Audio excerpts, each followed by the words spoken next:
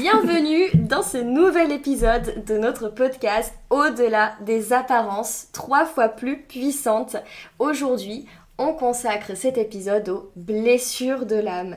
Je suis Nina Michou, praticienne en communication animale multidimensionnelle.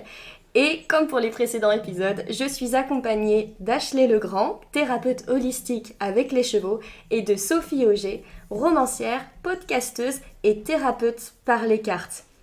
Comme dans nos épisodes sur l'effet miroir et même dans l'intro, qui était finalement pas tant un épisode d'intro, on avait déjà abordé pas mal de choses. On va vous définir ce qu'on entend à la fois de manière théorique et aussi dans nos pratiques par blessure de l'âme. Et d'ailleurs, est-ce que le terme est bien approprié ? Est-ce qu'on pourrait pas parler de blessure de l'ego ? Mais je suis déjà en train de développer. Et puis bien sûr, on passera par des cas concrets, à la fois dans nos pratiques respectives, mais aussi dans nos vies personnelles, pour voir comment ces blessures s'appliquent, comment on les travaille, comment on les dépasse. Et on espère bien sûr que tout cela fera écho chez vous. Ashley, je te laisse prendre le relais pour débuter avec ces fameuses blessures. Merci beaucoup Nina pour ton introduction. Alors oui, je vais repartir tout de suite sur cette idée de blessure de l'âme parce que pour moi c'est un abus de langage. Notre âme n'est pas blessée, notre âme est parfaite, brillante, notre âme est amour avec un grand A. Notre âme, elle est juste et elle est toujours exactement où elle doit être à chaque instant. Notre ego, c'est très différent. L'ego, c'est notre personnage construit avec nos croyances, nos souvenirs, ce qu'on pense être notre personnalité, nos traits de personnalité. Et c'est un ensemble, un schéma, un système construit autour de la protection. Voilà, la notion de protection. On a tendance à associer l'ego avec des personnes narcissiques. C'est pas du tout la même chose, hein. Être narcissique, c'est avoir besoin de ramener de la lumière à soi, de se valoriser par rapport aux autres. Mais c'est une blessure de l'ego. On est d'accord que c'est une blessure de l'ego. Mais l'ego, c'est un ensemble, c'est un système dont on est tous dotés, parce que c'est ce qui fait notre personnalité. Et l'idée, c'est pas de détester cet ego et de devenir des âmes. On a de la chance, on est encore sur Terre dans une incarnation d'humain. On est vivant, on n'est pas mort, on est d'accord. Mais l'idée, c'est de pouvoir réconcilier l'ego et l'âme afin de vivre une vie d'amour, de faire des choix et de prendre des décisions qui vont dans le sens de notre âme, de notre amour, de l'amour, et non pas dans le sens de l'ego et de la protection, c'est-à-dire du repli sur soi. Alors, ce qu'on a mis en place pour se protéger, on l'a mis en place parce qu'on a vécu des choses enfant, ça vient de la petite enfance, voire même ce qu'on ressent dans le ventre de notre maman, voire même probablement on en hérite au niveau génétique.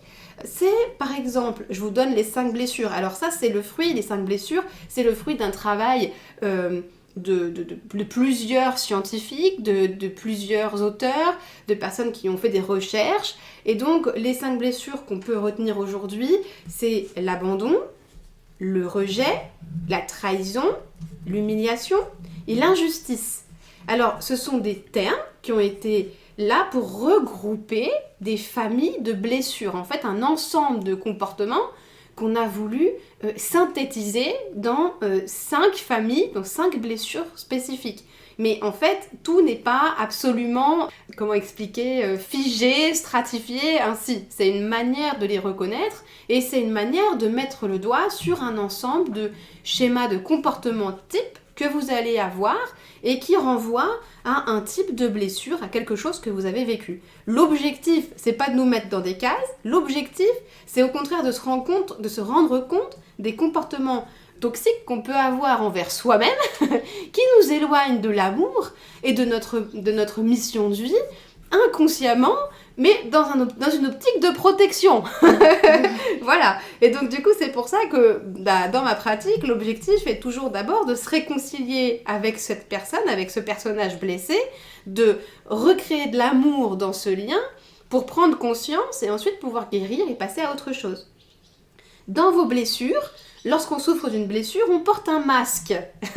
Ce qu'on appelle le masque, c'est justement l'ensemble des comportements de protection qu'on va mettre en place pour ne pas subir la blessure. Donc par exemple, si vous souffrez d'une blessure d'injustice, vous allez porter le masque de la rigidité. Ça veut dire que physiquement, vous allez être rigide, serré, tendu et à tendance musclée. Et en fait, ce masque-là va vous permettre, vous pensez que c'est ce qui vous permet d'éviter d'être injuste. Donc on a l'impression qu'on porte le masque de la justice, justement, de celui qui est tout le temps le plus juste. Mais en fait, en réalité, quand on porte le masque de la rigidité parce qu'on souffre de la blessure d'injustice, on est la personne la plus injuste qui soit. Mais c'est inconscient et c'est surtout pas ce qu'on veut être. Et c'est ça qui est intéressant et c'est le cas pour toutes les blessures. Quand on souffre du rejet, on porte le masque du fuyant. Donc on fuit toutes les situations et on se fuit soi-même. Donc qu'est-ce qu'on provoque à nous ? Du rejet et ainsi de suite. Donc en fin de compte, on se maintient involontairement dans des blessures à cause de comportements qu'on a mis en place pour se protéger, pour éviter de subir ces blessures. Là, je pense que vous commencez à comprendre l'intérêt de s'intéresser à ces blessures, à ces masques qu'on porte. Et moi, dans ma pratique, c'est ce que je viens mettre en évidence grâce à des situations symboliques, à des situations où vous allez être complètement naturel, voire même où on va travailler sur l'inconscient, donc vous savez même pas ce que vous travaillez, mais qui vont systématiquement mettre en évidence des comportements, des schémas de comportement, des schémas de pensée, des croyances limitantes, des souvenirs, etc., qui vont nous ramener à ces blessures, à ces masques. Et à partir du moment où on prend conscience, on a déjà fait 80% du chemin vers la guérison pour pouvoir ensuite, on fait de la place pour venir remettre un nouveau programme, des nouveaux comportements qui cette fois-ci vont vraiment aller dans notre sens et nous permettre de nous libérer et de devenir et d'incarner les personnes qu'on a vraiment envie d'incarner.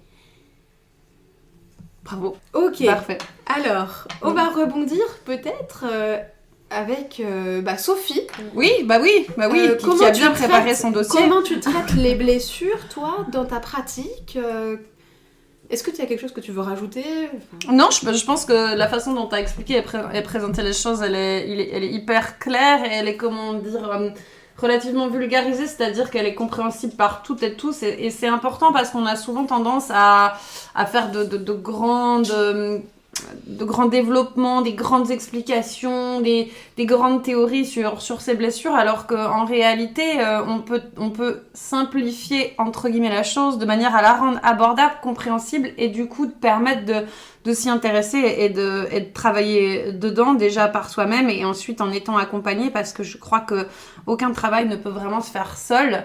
Il y a une idée de se déclencher et de se mettre en mouvement, et ensuite il y a aussi le fait qu'on vit dans une humanité où on est tous connectés et où on doit pouvoir demander pour recevoir, et si on veut recevoir des compréhensions sur soi, il faut aller demander de l'aide, entre guillemets, même si je sais que demander de l'aide, c'est toujours un mot qui résonne, qui vibre mal chez les gens, comme si c'était grave d'aller demander de l'aide, parce qu'on a toujours été formaté à sois fort, débrouille-toi toi-même. C'est des siècles de comme ça, et je crois qu'il est important de savoir demander pour recevoir. Mais moi, ce que j'aime et qu'on avait abordé en post-enregistrement là, entre nous, c'est le petit tips entre guillemets pour savoir les blessures qui sont le plus imprégnées chez nous, c'est de faire la liste des blessures et de voir celles qu'on oublie ou qu'on met en dernier. Et quand on fait la liste des 5 blessures, là je l'ai fait ce matin avec vous, j'étais là, alors abandon, rejet, injustice et humiliation et trahison. Sophie, elle n'arrivait pas à trouver, hein. Et je ne vais m'en cacher pour personne, on a bien compris que dans mes podcasts, comme dans celui qu'on partage, je parle toujours de ma vie. Moi, je suis en ce moment en train de travailler humiliation et trahison. Alors trahison, même là en enregistrant et en vous parlant, je ne vois pas, mais je suis sûre que mes consoeurs la repèrent parfaitement chez moi. Moi, ce que j'aime à travers ma pratique avec les cartes, quand je consulte les gens pour un tirage, à savoir que moi je travaille essentiellement sur l'énergétique, donc je fais pas ce qu'on appelle du médiumnique, X va-t-il revenir dans ma vie ou Y m'aime-t-il encore, Quoique, on peut voir ce genre de choses dans l'énergie si on a l'autorisation de la personne concernée pour rentrer dans son intimité, dans son énergie.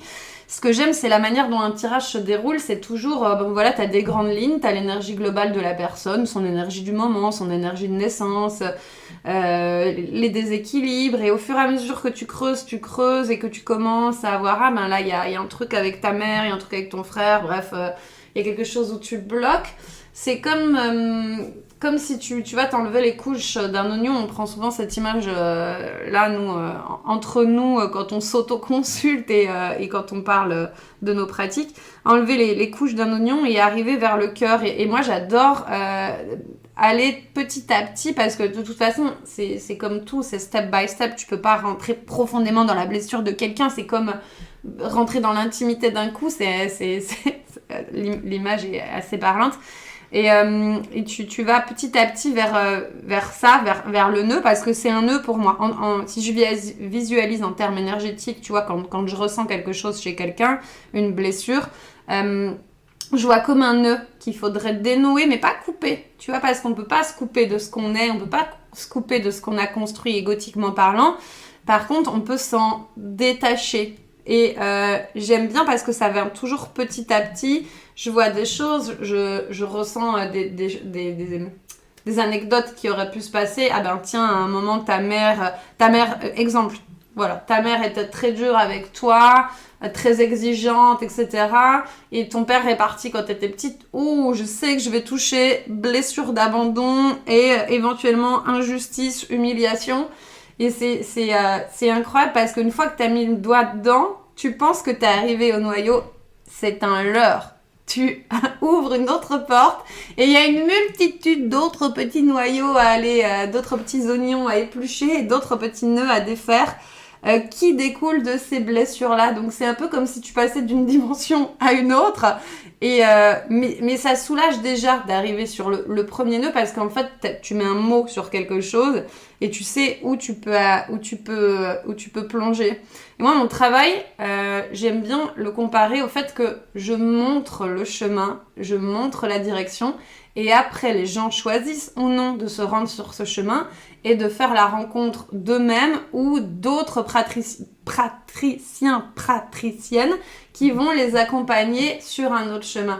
Je suis pas là, par exemple comme toi Ashley ou comme toi Nina avec les animaux, pour aller dénouer, enfin je montre et après ils choisissent de ou non, tu vois. Souvent quand je fais des déblocages énergétiques, c'est une porte que j'ouvre, mais après il y a une multitude de portes derrière qu'il faut accepter ou non d'aller observer. Et voilà, et justement puisque je parle de ça, je vais laisser la parole à Nina parce que pour moi dans l'image que j'ai, une fois que j'ai ouvert la porte, j'envoie à quelqu'un d'autre et tu te débrouilles avec l'autre porte. Ben c'est parfait.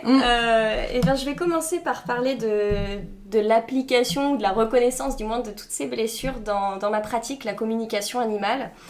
Lorsqu'on en parlait entre nous, c'est vrai que ça vous avait surpris un peu les filles qu'on puisse retrouver ces blessures-là chez les animaux.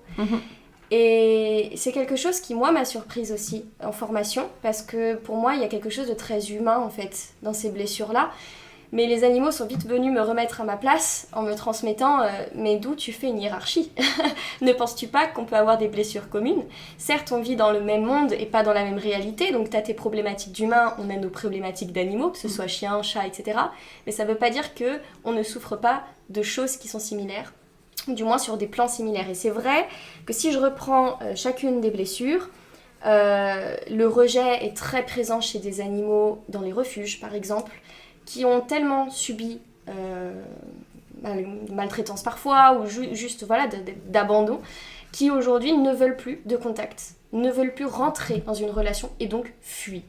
Le masque du fuyant que tu décrivais, caractéristique de la blessure du rejet, Ashley, ben ouais, ça on le retrouve beaucoup chez des animaux de refuge. L'abandon, je crois qu'il n'y a même pas besoin de mentionner, des animaux qui feraient tout, qui donneraient leur vie, et il y en a qui le font, hein, qui donneraient leur vie pour leur gardien, parce que au fond, peur d'être abandonné, peur d'être mal aimé, en fait, à la fin, à chaque fois, je crois que dans chaque blessure, ce qui réside, c'est la peur d'aimer ou de ne pas être aimé. En fait, à chaque fois, il y a cette question d'amour. C'est à partir de quel moment ça vient me blesser au point de me dire que potentiellement je suis pas aimable ou que je ne peux pas aimer. Et chez les animaux, ça se joue aussi. L'injustice, pareil, je le vois beaucoup en miroir. L'humain et l'animal. Souvent, c'est un miroir. L'humain porte parfois l'injustice que son humain a subie et qui se rejoue dans sa vie. Et d'ailleurs, c'est très difficile pour les gardiens, lorsque je leur évoque, de reconnaître ça chez eux. Et oui, parce que, on le disait, le masque de celui qui est blessé par l'injustice, c'est rigide. Perfectionnisme poussé à l'extrême, je dirais même intransigeance. Je suis intransigeant envers moi-même, envers les autres. Je ne supporte pas l'erreur que je puisse faire. Je ne supporte pas que les autres fassent des erreurs. D'ailleurs, j'utilise « je » parce que je pense que c'est une blessure qui est très présente chez moi. Et puis, la trahison, l'humiliation sont aussi des blessures qu'on va retrouver chez les animaux. Mon chat est très atteint de cette blessure de trahison, liée non pas à sa vie actuelle, mais d'autres vies, de choses karmiques qu'il a pu me transmettre. Alors après, on adhère ou pas, moi je transmets juste ce que les animaux me transmettent en communication. Et puis, il y a aussi des choses qui se jouent dans leur vie actuelle, dans leur passé, comme on le disait là, voilà, pour les animaux de refuge. Mais en fait, voilà, j'observe ces blessures-là, soit en miroir des gardiens, soit ça appartient à la vie actuelle de l'animal, soit à d'autres choses qui auraient pu se jouer dans d'autres incarnations. Quoi qu'il en soit, ce sont des blessures qu'on retrouve également chez les animaux, ce qui est assez fou parce que on se rend pas compte combien on peut partager des choses en fait avec ces êtres qui vivent à nos côtés. Chez les chevaux, c'est assez particulier. Chez les chevaux, je le vois beaucoup, je vois énormément la blessure d'injustice. Et je sais pas, Ashley, si toi c'est quelque chose que tu observes beaucoup chez les chevaux, mais ce cheval introverti, parfait, qui n'ose pas faire le moindre pas de côté, qui est le cheval, on dit c'est le cheval de club parfait, mais est-ce qu'il est heureux ? Je suis pas trop sûre. Et quand on va creuser, ce sont souvent des chevaux qui ont peur en fait d'exprimer leurs émotions. D'ailleurs, c'est des chevaux qui vont tout somatiser. Il fait abcès sur abcès, il a des problèmes. Parce qu'en fait, il sait bien que s'il fait un pas de travers, s'il ose être lui-même et donc libérer ce masque de rigidité, potentiellement, il risque de ne pas être aimé. Potentiellement, il risque en fait d'être rejeté et tout ce qui s'ensuit. On revient à l'amour à chaque fois. Et dans cette idée de rigidité, si je réévoque l'injustice, j'en ai discuté avec une autre thérapeute qui s'appelle Karine Evieux et qui travaille énormément sur ces blessures-là, qui m'a fait beaucoup de bien à ce propos et qui m'a transmis, parce que je ne comprenais pas pourquoi l'injustice créait de la rigidité en termes de masque. Je voyais pas le lien. Elle m'a transmis en fait, en fonction de ce que tu vis enfant, tu vas te construire une personnalité parfaite pour qu'on ne puisse rien te reprocher. Je dis bah ouais, mais où est l'injustice là-dedans ? Et elle m'a dit, mais en fait, parce qu'au fond de toi, quand tu crées ce personnage, tu sens que c'est pas juste. Tu sens que c'est pas toi. Elle est là, l'injustice. Pourquoi moi, je dois être parfait alors que les autres se permettent de ne pas l'être ? Et là, il y a une injustice. C'est injuste que les autres soient pas parfaits. C'est injuste que les autres fassent des erreurs. Alors que moi, j'ai pas le droit. Mais qui t'a imposé le pas le droit ? Toi-même. Sauf que tant que tu captes pas que c'est toi-même qui t'impose cette intransigeance, que c'est de toi-même que découle cette injustice dont tu souffres et qui se rejoue dans ta vie par des événements, c'est très compliqué. Et comme tu le disais Sophie, en fait, tant qu'on n'a pas une aide extérieure qui vient pointer du doigt, c'est souvent difficile de mettre ça en évidence. Et après, on a des émotions qui sont énormes quand on va avoir ces schémas qui se jouent dans nos vies. Et voilà, et je pense que ce qui est intéressant, c'est qu'on aille voir un petit peu plus ça de plus près, on va dire, dans des cas concrets, la manière dont ça peut se jouer dans notre vie, dans la vôtre aussi. Donc Ashley, si tu veux reprendre le relais. Oui, alors je veux juste revenir quand tu disais quand tu parlais de la blessure d'injustice et à quel point justement c'était difficile de se rendre compte. La première personne avec qui on est injuste, c'est soi-même. Et c'est aussi là que ça se joue dans la blessure d'injustice, c'est je me rends parfait, mais en fait je me coupe de mon propre ressenti et du fait que je reconnais ma propre souffrance. Donc typiquement, des personnes qui souffrent d'injustice vont vous dire « Ah mais moi j'ai eu une enfance parfaite. Non, moi, dans ma relation avec mon cheval, tout est parfait. Tout va bien, je suis très heureux. » C'est des personnes qui vont vraiment mettre l'accent sur le fait que tout va bien. C'est aussi des personnes qui vont avoir tendance à aller vouloir sauver les animaux, le syndrome du sauveur. Donc on en retrouve beaucoup chez les accompagnants, les thérapeutes, les personnes justement qui créent des associations pour sauver des animaux en danger. C'est vraiment une blessure qui va se retrouver partout et beaucoup dans les personnes qui ont des animaux. C'est vraiment... parce que moi je travaille beaucoup avec des personnes qui ont des chevaux et je la retrouve quasiment partout. Et il faut savoir que la rigidité, on la retrouve aussi beaucoup chez les chevaux, en miroir avec les humains, mais qui vont avoir des grosses contractures, des muscles tellement tendus, on peut pas passer à travers. Et aussi, alors là, attention, ça va peut-être heurter, mais les chevaux subissent l'injustice. Soyons clairs, les chevaux subissent l'injustice et subissent la domination de l'homme. Moi c'est pour ça que je fais ce travail là, c'est pour ouvrir en fait le cœur des hommes et pour qu'on se rende compte qu'on est capable de rentrer en lien avec l'animal sans le dominer, sans lui imposer, sans le contrôler. On n'est pas obligé de contrôler parce qu'on a suffisamment de ressources en nous, parce qu'on est dans l'amour et qu'on croit en notre pouvoir. Contrôler, c'est pas croire en son pouvoir, c'est penser qu'on est obligé de contraindre l'autre pour lui faire accepter notre idée. Ça veut dire qu'on ne croit pas en notre propre pouvoir créateur et en le fait qu'on est suffisant à chaque instant et qu'on est suffisamment intéressant, suffisamment dans l'amour pour pouvoir trouver des solutions pour que l'autre soit dans le même plan que nous et lui permettre à lui aussi d'être dans sa puissance. C'est ça, le contrôle et la domination, c'est vouloir faire rentrer l'autre. C'est de la peur, hein. Ça appartient à la vibration peur.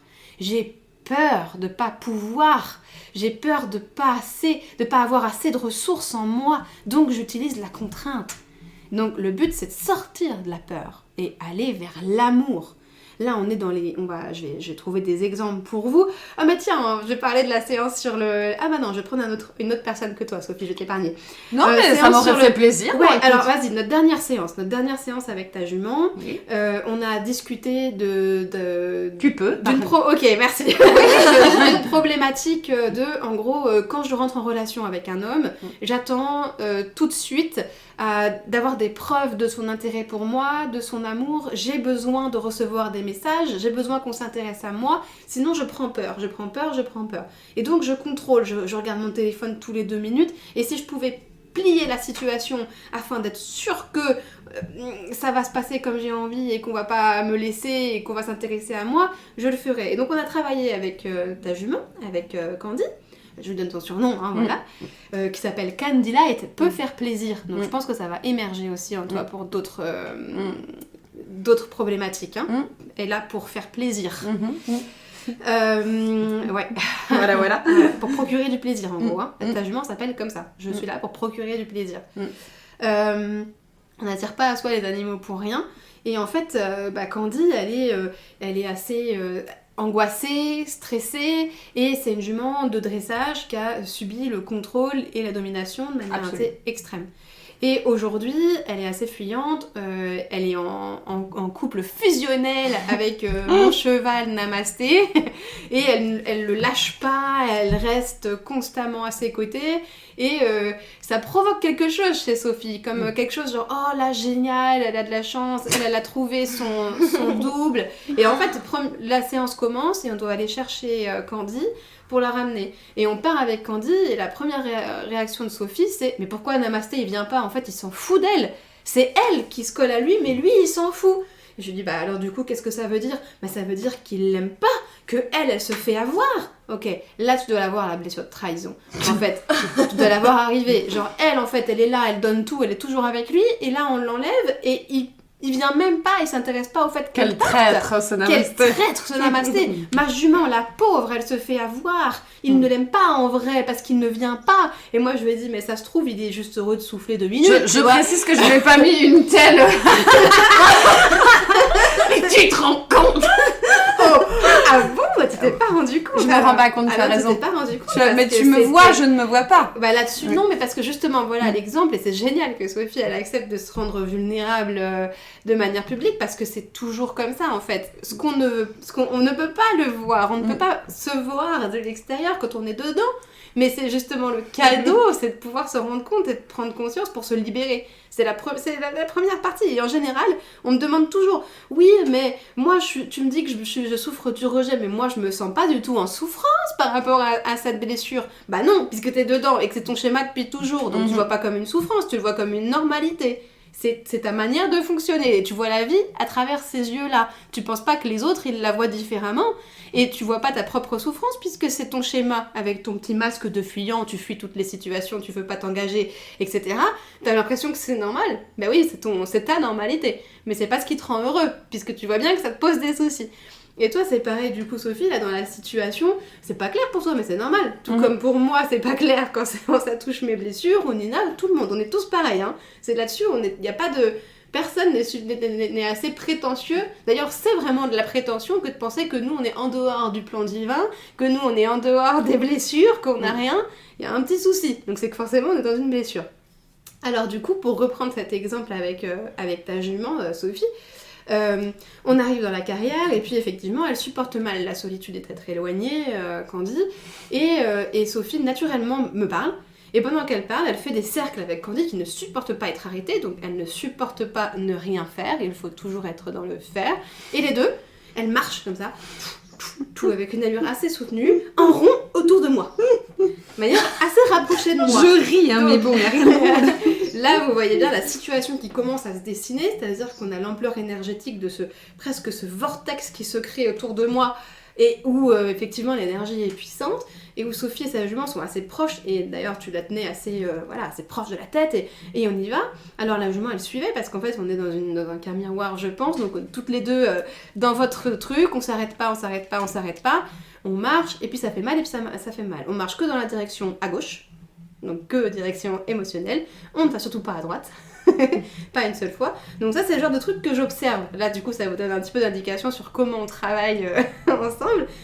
En fait les situations se créent toutes seules. Je ne fais rien à part émettre des intentions, observer et aussi proposer des mises en scène, des mises en scène symboliques, des exercices qui vont vous permettre de faire émerger à votre insu.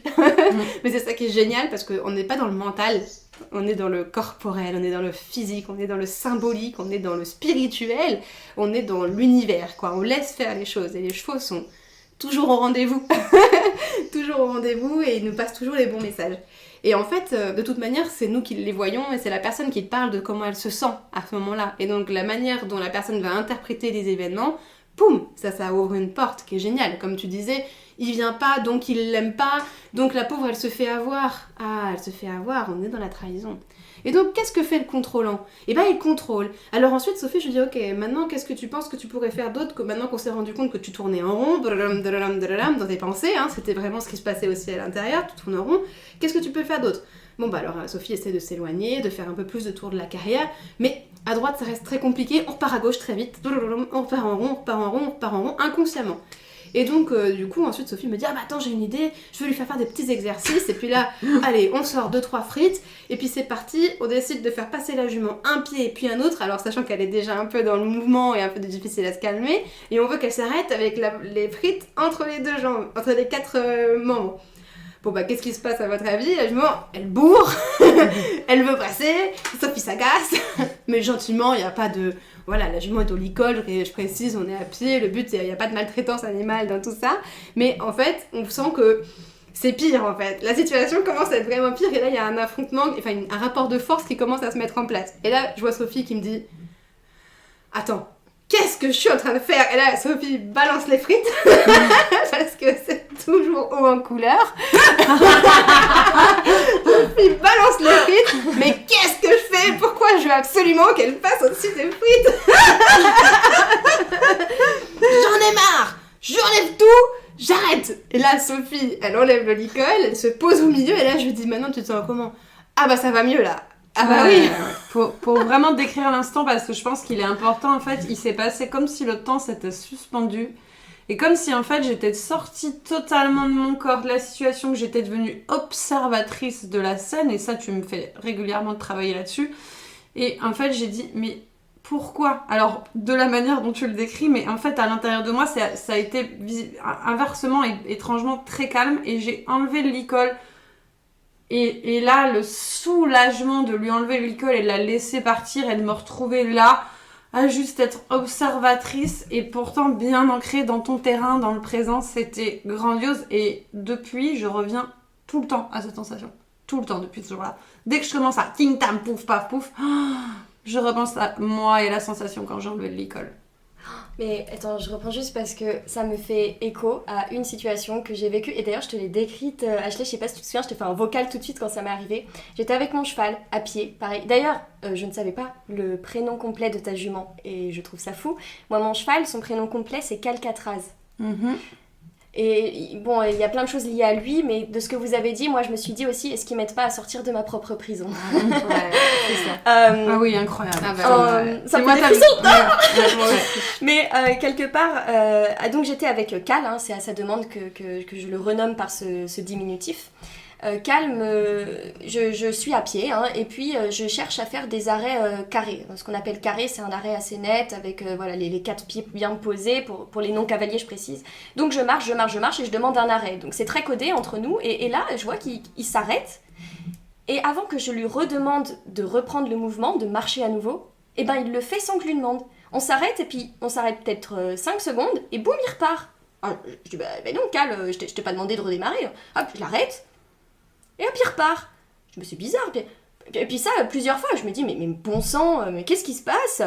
Et puis bon, comme animal étant quand même mon domaine, je me pose 2 secondes, quoi. Puis je lui demande, qu'est-ce qui se passe ? Il me transmet, mais en fait, je suis dans le mouvement constant, mais parce que regarde-toi, tu sais pas t'arrêter, comment tu veux que je m'arrête ? Tu t'arrêtes et tu repars direct. Bah je fais pareil. Regarde. Waouh ! Et bim, prise de conscience, je lui demande un arrêt. Ah bah on aurait pu rester 3 heures, arrêté. Bah ouais, mais parce que prise de conscience. Et là j'ai pensé à Ashley, je t'ai vu un vocal, Ashley, il s'est passé un truc, j'ai l'impression de faire une séance avec toi, parce que vraiment, c'est exactement ça. Ouais, tout de suite. Et Sophie, là, le cas me fait vraiment penser à ça. Je trouve ça fou. Et oui, mais c'est exactement ça. Et là du coup, le message c'est lâche prise.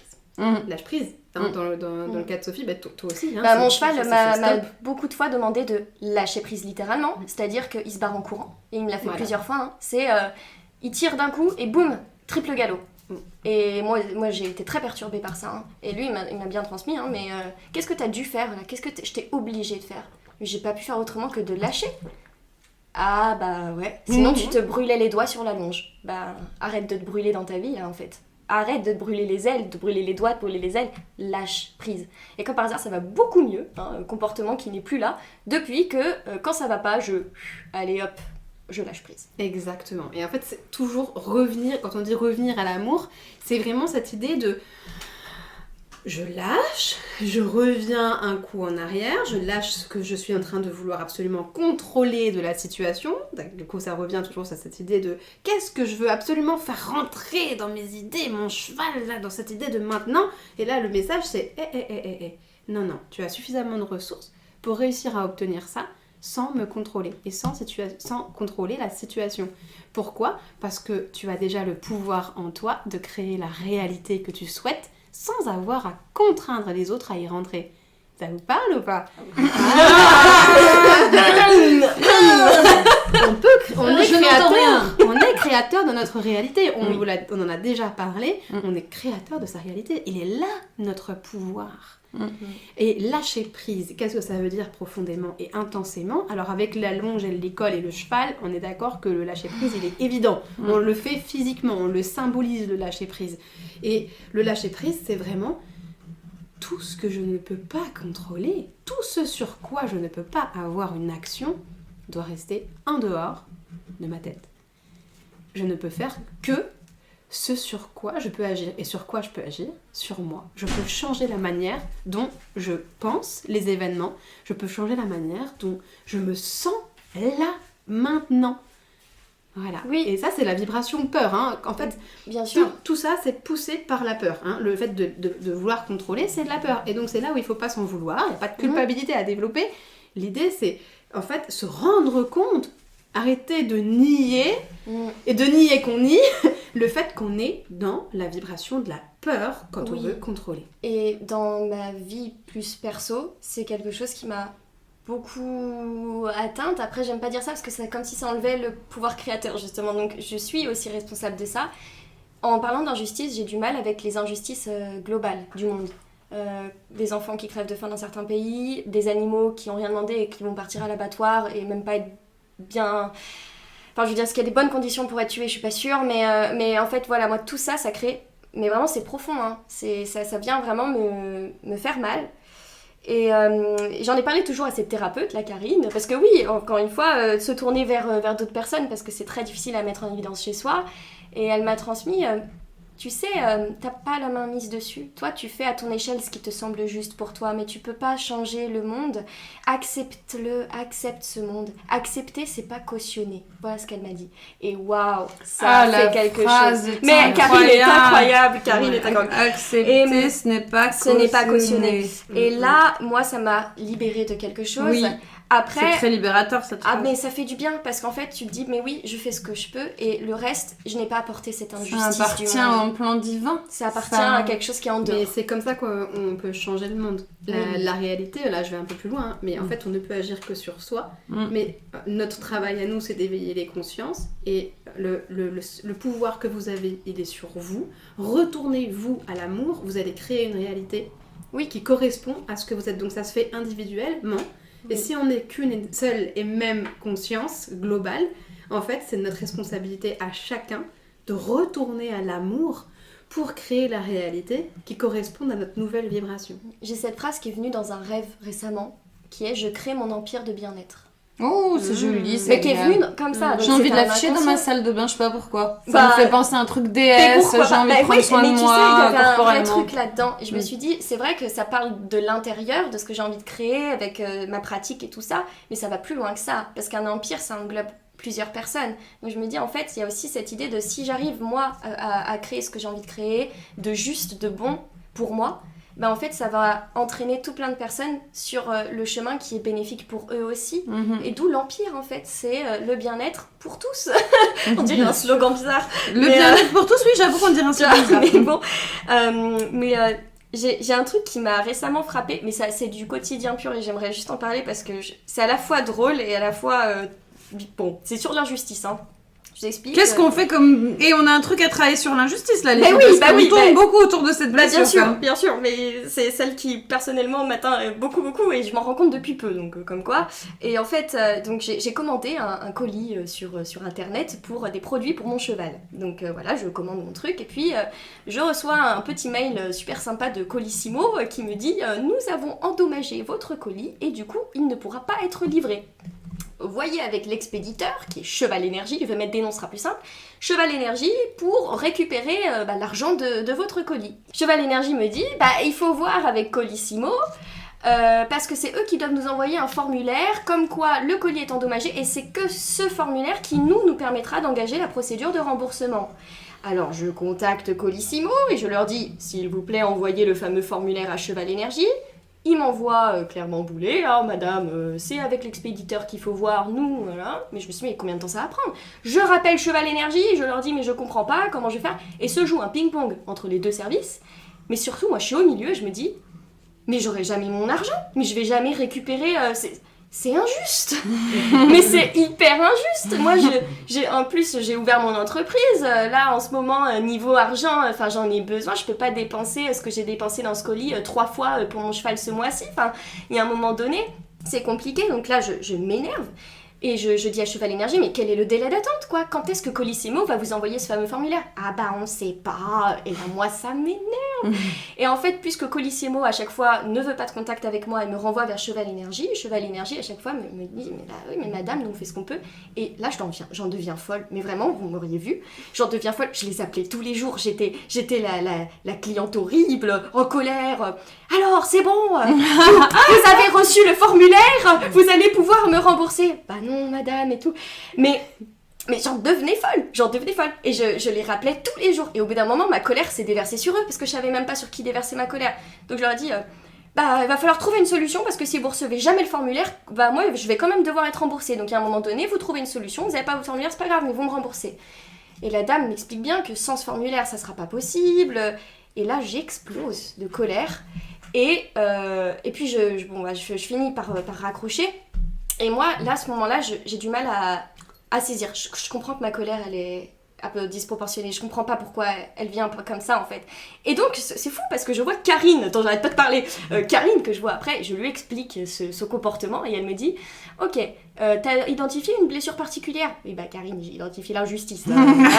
Je l'ai dit moi-même, c'est injuste. Elle me dit « Ok, et comme l'a dit Sophie tout à l'heure, c'est une porte, hein, mais derrière, il y en a plein d'autres. » Donc elle m'a dit « Ok, t'as fait la première porte, c'est quoi la suivante ?» Je dis, la Karine, j'ai besoin de ton aide parce que moi, je me dis juste, c'est injuste, c'est injuste. Elle me dit, ok, bon, c'est injuste, très bien, ça vient de blesser dans ton injustice, ok, mais plus loin que ça, qu'est-ce qui foncièrement t'a dérangé dans ça ? Je lui dis, je sais pas, je trouve ça horrible de pas récupérer mon argent alors que, de base, j'ai dépensé pour ça. Elle me dit, est-ce que vraiment c'est le fait de pas récupérer ton argent qui te dérange ? Ah, c'était difficile pour moi de répondre parce que je dis en soi, l'argent c'est une énergie, il y a des fois on va gagner de l'argent, des fois on va en dépenser, des fois on va en gagner miraculeusement et des fois on va en perdre tristement comme là, donc je me dis peut-être que c'est pas tant ça en fait qui me dérange. Elle me dit ok, va plus loin alors, qu'est-ce qui te dérange ? Et là, impossible de répondre. Elle me dit refais-moi toute l'histoire de A à Z, ce qui s'est passé. Effectivement, j'avais omis un pan de l'histoire. Il y a eu un moment où je me suis énervée contre la dame de Cheval Énergie et je lui ai dit vous savez, moi je serais prête à vous appeler tous les jours jusqu'à ce que vous me remboursiez. Je lui ai dit ça. Et la dame m'a répondu dans un amour infini. Mais appelez-nous tant que vous voulez, madame, on sera là pour vous répondre, on sera là pour vous entendre. Et moi, ça m'a... J'ai des frissons. Ça m'a coupé l'herbe sous le pied, ça m'a enlevé toute ma colère d'un coup, je suis restée là au téléphone. Merci. Je vais rappeler. Et en fait, quand j'ai raconté ça à Karine, elle m'a dit elle est venue combler ton besoin que ta blessure d'injustice a révélé. Quel était ton besoin ? Et là, même moi, je suis là, je sais pas. Elle me dit finalement, est-ce que t'as pas juste besoin d'être entendue ? Même pas écoutée, mais t'as besoin d'être entendue. Est-ce qu'au fond de toi, cette injustice, elle vient pas parce que cette petite fille qui criait à l'intérieur a jamais été entendue ? Et là, ça m'a fait quelque chose. Ça m'a fait quelque chose. Je me suis dit oui. D'ailleurs, je fais des podcasts. Je fais des podcasts et j'adore ça. J'ai même envie d'ouvrir ma propre chaîne parce qu'en fait, j'ai envie d'être entendue. Et là, l'autre porte s'est ouverte et et je passais le relais parce que... Merci, Cheval Énergie et la dame que j'ai eue qui est d'une bienveillance. Chronopost. Merci Chronopost, Colissimo, je sais plus qui, mais finalement, c'était une expérience, j'y reviens avec sourire. Ah oui, d'ailleurs, j'ai oublié, la fin de l'histoire. La fin de l'histoire, c'est que le jour où, du coup, j'ai cette discussion avec Karine, je lâche prise, finalement, je me dis, c'est bon, je vais arrêter de les appeler. Le lendemain, j'étais remboursée, ils avaient envoyé le formulaire. Non, mais c'est incroyable. Conclusion, je commande plus sur internet. Non, c'est pas ça marche comme ça. Conclusion, c'est tu lâches prise, boum, ça arrive quoi. Exactement. C'est fou. Ça marche comme ça. Tu prends conscience. Ça marche comme ça, exactement. J'ai hâte que le passage où tu parles de la petite fille qui a besoin d'être entendue soit entendu par d'autres petites filles qui n'ont pas été entendues parce qu'on n'est pas filmé, vous ne m'avez pas vu, mais en fait, moi, j'ai dû sortir et quitter la pièce parce que ça a fait remonter une émotion très puissante en moi et je suis allée pleurer dehors au moment où elle a raconté ça. Donc accueillez justement les moments où il y a des choses comme ça qui montrent que vous savez pas expliquer, que vous comprenez pas, hop, il faut laisser passer. Je sais très bien pourquoi ça a résonné chez moi, mais... Ça résonne chez moi aussi. Ouais. Moi, ça sort moins facilement que toi, oui, mais bien, évidemment, oui. ça m'émeut. Voilà. Et oui. Du coup, c'est une très très belle manière d'arriver vers la fin de ce podcast. J'espère que ça va vous donner envie, vous aussi, de vous intéresser à vos blessures, non pas de l'âme, mais de l'ego, et dont la solution est toujours de retourner à l'amour, et donc de s'éloigner de l'ego, non pas parce qu'il est méchant, mais parce que c'est un système de protection qui est fondé sur la vibration de la peur d'être éloigné de l'amour, et qu'on est dans une ère où il faut se libérer de ça et retourner à l'amour, parce que la peur, ça ne nous aide pas à être les personnes qu'on a envie d'être, ça nous en éloigne. Et en fait, j'entends souvent des personnes qui sont heurtées par ça, mais arrête, la peur c'est un message. Oui, mais le message de la peur c'est quoi ? Sécurise-toi, protège-toi. Mais en te sécurisant et en te protégeant, qu'est-ce que tu te permets pas de faire ? De vivre, tout simplement. On est là pour quoi ? Est-ce qu'on est là pour expérimenter ou est-ce qu'on est là pour se préserver en vie jusqu'à 100 ans ? Non, mais c'est une vraie question en fait. Pourquoi on est là ? Est-ce qu'on est là pour vivre dans la peur et le repli, ou est-ce qu'on est là pour vivre une expérience incroyable de libération ? et d'acceptation de ce qui est. C'est-à-dire même aussi la mort. C'est incroyable parce que j'ai eu exactement presque les mêmes mots avec une gardienne il n'y a pas longtemps au téléphone, c'était son chien. Mais pour le coup, ça faisait référence à une blessure d'abandon chez elle. Et elle m'a transmis des choses, mais en fait, on est venu un peu au cœur de tout ça. Et puis elle me dit, mais en fait, j'ose pas dire non aux gens, mais en même temps, si je leur dis non, mais ils vont me voir différemment. Je leur dis, mais oui, mais en fait, tu vas faire de l'élagage dans tes relations. Tu vas garder les personnes qui t'aiment pour qui tu es et pas pour ce qu'elles attendent de toi. Est-ce que finalement, c'est pas ça que tu veux ? Tu préfères être aimé de tout le monde, même ceux qui te tirent vers le bas, ou tu préfères être aimé que des personnes qui t'aiment pour ce que tu es ? Personne n'a la réponse. C'est une question de choix. Mais personnellement, je suis convaincue qu'on n'est pas heureux en voulant plaire à tout le monde parce qu'on finit par être à côté de soi-même. Exactement. Et de soi-même, même soi-même aime oui. A-I-M-E. Oui, bien sûr. Voilà. Donc voilà, je dis souvent à mon copain qui est élagueur, je lui fais tu fais de l'élagage et moi j'utilise souvent cette image dans les relations. Je dis aux gens, mais en fait, les gens qui s'éloigneront de vous parce que vous acceptez de dire non et d'être vous-même, bah c'est que des branches pourries que vous êtes en train d'éliminer. Enfin, c'est un peu c'est métaphorique. Chacun est dans son parcours et on n'est pas forcément là au même stade toujours et on n'a pas besoin de garder un maximum de personnes autour de soi. On a juste besoin d'être soi. Et de s'aimer, bien sûr. Et tout est observable et tout est leçon et tout est message au sujet de ces blessures. On n'a pas eu le temps de tout développer, mais j'aurais pu parler du fait que moi j'ai adopté mes filles pour quelqu'un qui souffre de la blessure d'abandon. Je crois que y a pas plus symbolique. Et j'ai longtemps eu une relation conflictuelle avec l'aînée puisqu'elle me rappelait énormément moi et je l'ai énormément rejetée avant de commencer un travail profond sur moi-même pour comprendre qu'en réalité c'était moi-même que je rejetais. Mais voilà, on n'en finira pas. Peut-être que je ferai d'ailleurs un podcast personnel à ce sujet. C'est peut-être aussi le message de tout ça. Mais voilà, observez tout ce qui se passe autour de vous, car tout est message, tout est leçon, tout est en lien. Et dans chaque petite chose que vous faites, vous pouvez comprendre et être amené à voir cette blessure chez vous. Et n'hésitez pas à consulter Nina ou Ashley pour Sophie. Oui, voilà, mais là je parle de vous pour travailler tout ça. Et effectivement, pareil, mes consultations sont ouvertes. Vous avez tous les liens pour tout le monde en bas de cet épisode dans la description. Et on vous remercie encore une fois pour votre écoute. Oui, bah du coup je rajoute juste que j'organise des retraites et des événements donc pour venir travailler sur les prises de conscience, la mise en évidence de vos blessures.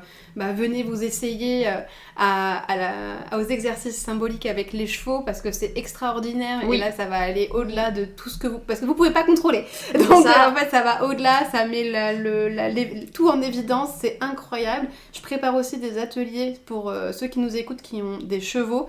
Des ateliers que vous allez pouvoir faire chez vous, en ligne, avec vos chevaux, pour révéler vos blessures et pour travailler dessus en situation symbolique que je vous propose de mettre en place avec vos chevaux, chez vous, à la maison. Et de la même manière, en communication animale, je pense que vous seriez surpris de voir combien vos animaux lisent en vous, comme dans un livre ouvert, sont capables d'évoquer des choses de votre enfance qui ont créé des blessures chez vous. Dans une communication animale que je propose en différentes prestations, en premier échange ou même en communication approfondie, c'est des choses qui ressortent et qui font énormément de bien. Et c'est drôle parce qu'il y a un chien qui rentre dans la pièce pile au moment où je dis ça. Oui, je pense que c'est un message. Voilà, elle vient confirmer, je pense. Oui. Voilà. Donc si vous avez des animaux et que vous peinez à avoir des petites prises de conscience sur... il y a des choses qui vous dérangent, qui vous titillent vis-à-vis de ces blessures, mais vous peinez à mettre le doigt dessus, sachez que votre animal a déjà mis le doigt dessus depuis un bon moment. Et en communication, ça peut être soulevé. Donc voilà, je vous invite aussi à consulter mes services et à venir avec grand plaisir. Voilà. Et on se retrouve bientôt. Le mois prochain. Le mois prochain pour l'épisode suivant. Merci à tous. Merci. Et à bientôt. Merci.